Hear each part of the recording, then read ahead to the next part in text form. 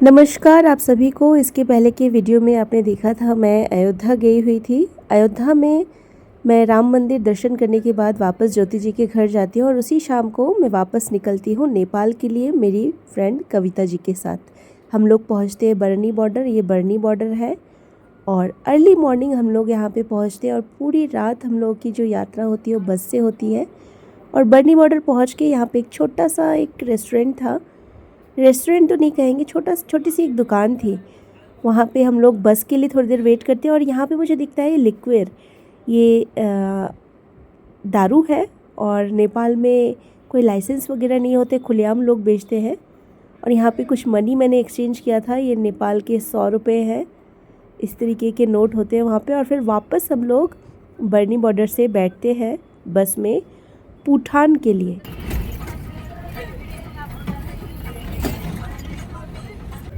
और नेपाल में मैक्सिमम जो इलाका है वो पहाड़ी इलाका है और बस जब जाती है तो पहाड़ों के ऊपर से जाने लगती है। और थोड़ा थोड़ा सा उत्तराखंड जैसा भी है, जो मैंने उत्तराखंड पहले घुमा हुआ था उस तरीके का है, लेकिन पहाड़ थोड़े से डिफरेंट है यहाँ के। और रास्ते में बीच में बस एक बार रुकती है और ये नदी है, इसका नाम है जिमरुक कोला। यहाँ पे पहाड़ों में कुछ काम चल रहा था, यहाँ पे पहाड़ कुछ तोड़ रहे थे आगे, तो यहाँ पे कम से कम 45 मिनट तक रास्ता उन्होंने रोका हुआ था। और आसपास का जो नज़ारा था, नदी जो बह रही थी, देखने में काफ़ी अच्छा लग रहा था और ठंडी ठंडी हल्की हल्की हवा यहाँ पे आ रही थी। ये देख सकते हैं पहाड़ यहाँ पे तोड़ के यहाँ पे नीचे को आ रहे हैं। तो 45 मिनट ऐसे रुकी बस वहाँ पे और उसके बाद उन्होंने रास्ता खोल लिया और फिर मैं पीछे की तरफ बस में जा कर के बैठ गई।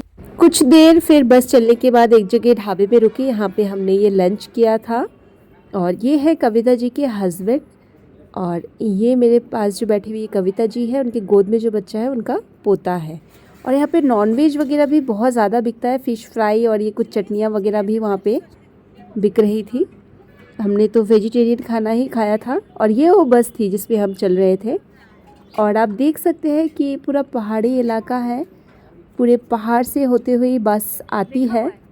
और ये है पूठान, यहाँ पे हम लोग पहुँच जाते हैं। यहाँ पे मार्केट में पहले हम कुछ ज़रूरत की चीज़ें खरीदते हैं, क्योंकि हम लोग गांव में जा रहे थे और गांव में वहाँ पे आसपास कोई दुकानें नहीं हैं, तो ज़रूरत के जो भी सामान है जैसे सब्जियाँ वगैरह हैं और भी कोई चीज़ें हैं ज़रूरत की, वो हम यहाँ से ख़रीद के आगे को इस गाड़ी में आगे की यात्रा हम करने वाले थे। तो यहाँ पे कविता जी सामान वगैरह ख़रीदती हैं और ये एक आंटी आती हैं जो उनको पहचानती होती हैं, उनके गांव से ही होती हैं। और उनका जो पोता था उसकी तबीयत काफ़ी ख़राब हो गई थी रास्ते में बस में, तो बार बार बेचारा उल्टियाँ करता हुआ जा रहा था। और फिर हम लोग पहुँचते हैं गांव में। हम आधे रास्ते ही पहुँचे थे, गांव के आधे रास्ते पहुँचे थे, तभी यहाँ पे गाड़ी से कुछ सामान वगैरह, जो गाड़ी वाले थे गांव के और भी लोगों के कुछ सामान वगैरह लेके आते हैं। और यहाँ दूर तक यहाँ पे हमें इस पहाड़ पे गांव था, वहाँ तक हमें जाना था। और यहाँ पे गाड़ी वाले भैया सामान जिनका आया हुआ होता है उनको बारी बारी से देते हुए जाते हैं।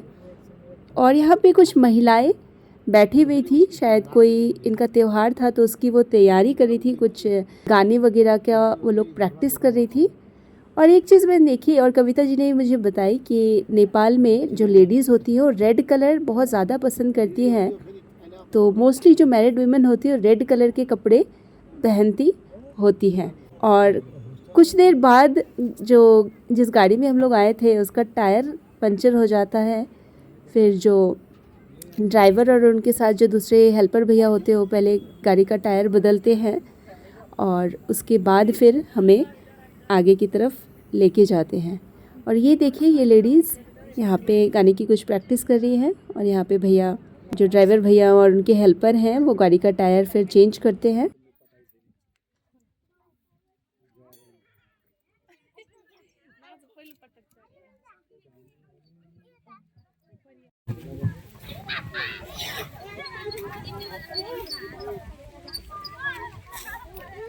और फिर फाइनली हम पहुंचते गांव और गाड़ी जो है वो नीचे हमें यहाँ पर छोड़ देता है। और इसी जगह पे बस भी आती है जब भी आती है, क्योंकि ऊपर बस नहीं आती, ऊपर रास्ता नहीं है, ऊपर से पैदल चलने का रास्ता है। और यहाँ पे कविता जी के ननद की 2 बेटियां वो आती है नीचे तक, वो हमारा सामान फिर ऊपर तक ले जाती है। ये उनका घर है, कविता जी के ननद का ये घर है। उन्होंने भैंसें भी रखी हुई हैं और देखिए कितने ऊपर है, पहाड़ों के कितने ऊपर है ये गांव। और फिर हम निकलते हैं वहीं से ब्रेक लेकर के, थोड़ी देर हम रुकते हैं, 5-10 मिनट रुकते हैं उनके घर और फिर हम निकल जाते हैं ऊपर कविता जी के घर की तरफ। और इतना ऊंचा ऊपर पहाड़ में बिल्कुल टॉप में उनका घर था। तो चलते चलते मैं तो बहुत ज़्यादा थक गई थी, थोड़ी देर रेस्ट लिया और फिर वापस चली और फिर रेस्ट लिया। इस तरीके से मैंने ऊपर तक की चढ़ाई की। और ये जो घर दिख रहा है ये है उनका घर, यहाँ तक जाना था। और फिर जैसे तैसे रेस्ट करते हुए चलते हुए, फिर रेस्ट करते हुए चलते हुए, सामान रख कर के फिर पहुँच गई यहाँ पे। और ये है कविता जी की चाची सास और ये मकान उनकी चाची सास का ही है। और ये जो मकान है बिल्कुल पहाड़ के बिल्कुल टॉप पे है, तो यहाँ से काफ़ी अच्छा व्यू दिख रहा था। और जो पूरा मकान था ये पूरे मिट्टी का मकान था। और ये मकान में इनका मंदिर था, यहाँ पे इन्होंने मंदिर बनाया हुआ है, यहाँ पे पूजा करते हैं। यहाँ पे चूल्हे पे बन रहा है खाना, ये बन रहा है दाल बन रही है और यहाँ पे चावल बन चुके हैं। यहाँ पे मटर छील रहे हैं और यहाँ पे इनकी भांजी बना रही है साग। क्या साग है? मेथी साग, मेथी बथुआ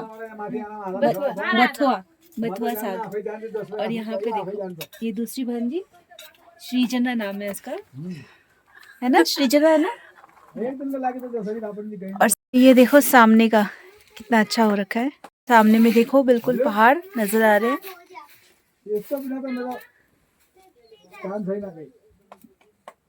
और ये कुछ चीज़ें जो कविता जी ने नीचे से खरीदी थी और कुछ चीज़ें थी जो वो इंडिया से लेके आई थी, वो गांव में आस पड़ोस में लोगों को फिर बांटती हैं।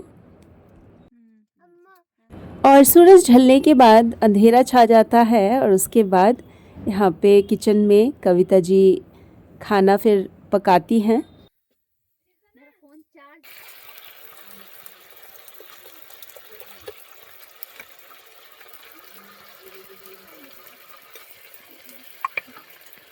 खाना बनने के बाद सीता भांजी सबको खाना परोसती है और फिर हम लोग सब एक साथ बैठ कर के डिनर करते हैं।